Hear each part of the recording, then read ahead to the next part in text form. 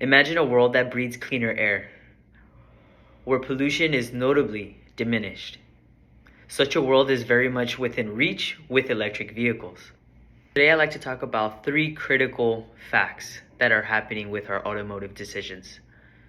The environmental urgency is spotlighting how our current reliance on gas-powered vehicles is escalating our air pollution and driving our climate change, uncovering the dependence that we have on fossil fuels.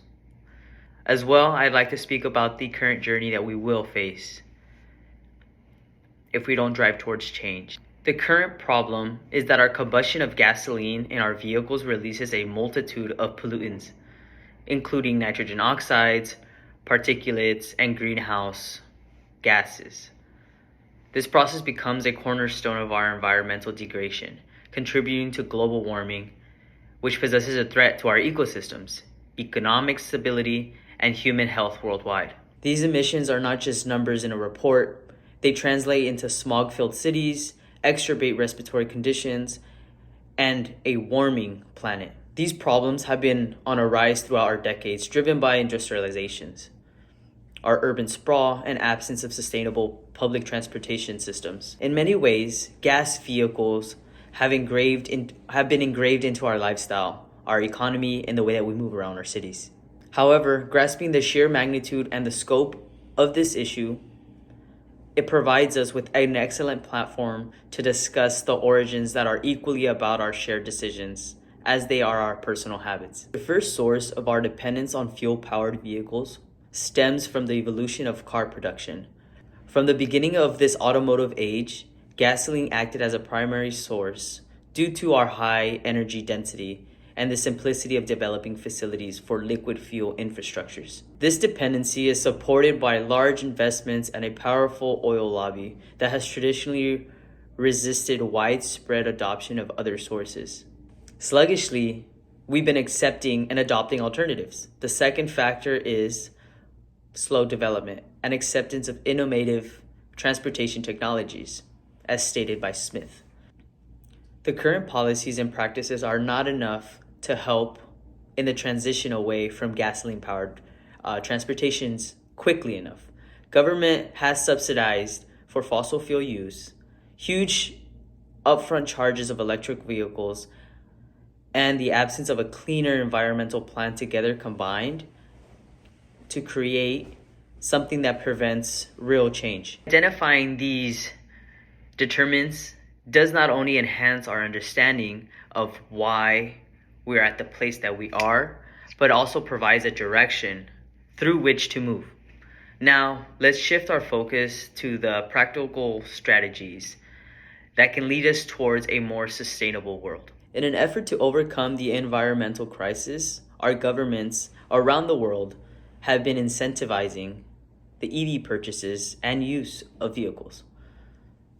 This consists of tax rebates, EV charging equipment, grants, and a tough emission standards to make electric vehicles a bit more appealing. For example, the federal electric vehicle tax credit provides up to $7,500 in a tax credit for eligible EV purchases within America, as stated through the IRS. Not only should policymakers drive the change for a trend towards electric mobility, but also public support is essential.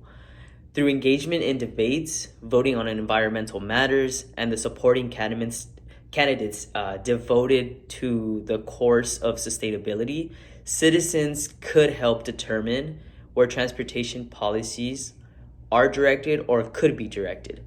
I advocate my workspace and the community to establish EV infrastructure. I support the use of electric vehicles in a corporate fleet and encourage customers to choose local businesses that embrace sustainable practices. I believe each member of society is able to offer a personal contribution towards finding adequate solutions by acting responsibly and rationally, as well as deciding to use an electric vehicle leads to substantial cut downs and the emission of the greenhouse gases that it has on our world. As well, it's been stated in the Union of Concerned Scientists in 2021 reports that the average EV has lower emissions than its gasoline counterpart. Over its lifetime, it produces only half the emission a gasoline vehicle would generate.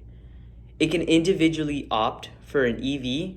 He or she could reduce their carbon footprint from transportation up to about 50%.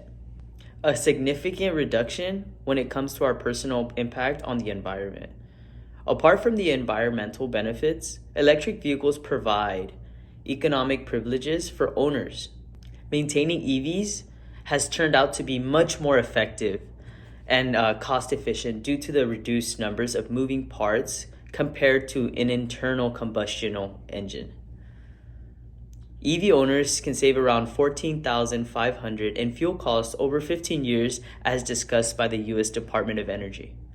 Apart from promoting individual purchases, I like to promote the adoption of electric cars by calling for charging stations in a workplace or communities, such as our homes, gyms, shopping malls. We all have seen these already, but I would like to see them more accessible to different kinds of cars.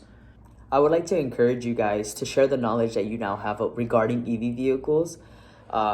Recommend speaking with your family members, your friends about the benefits of electric powered cars. Maybe you can inform someone about the myths that they've heard, but I would encourage us to let's promote more positive feedback regarding what we've learned on EV vehicles and how it can help our digital footprint. And with that being said, I would say let's start small. If we have to use electric public transportations, possibly subscribe to car sharing services or electric vehicles. For those of you who are able to, I would say the decision should be to buy an electric vehicle, because long term it would save money, it will save the environment, it will save our neighborhoods. And I would say keep in mind that the changes, in order for there to be change, it needs to be individual changes. Every electric car on the road would act as a lighthouse for a greater, greener future, and its actual measure of change for the better is confronting the environmental issue we're experiencing at the time. So let's consider a world when you can leave your home and find the streets calm. All you hear is the whirling of the sound of the electric cars, where our lungs no longer choke on the emissions from the tailpipes, and where our children could breathe fresh air as they run along blue skies. This isn't a freeway dream. This is a reachable reality. Let's accelerate towards it together. We are not only adopting new technology, but also fighting towards our planet in the fight for the future generations.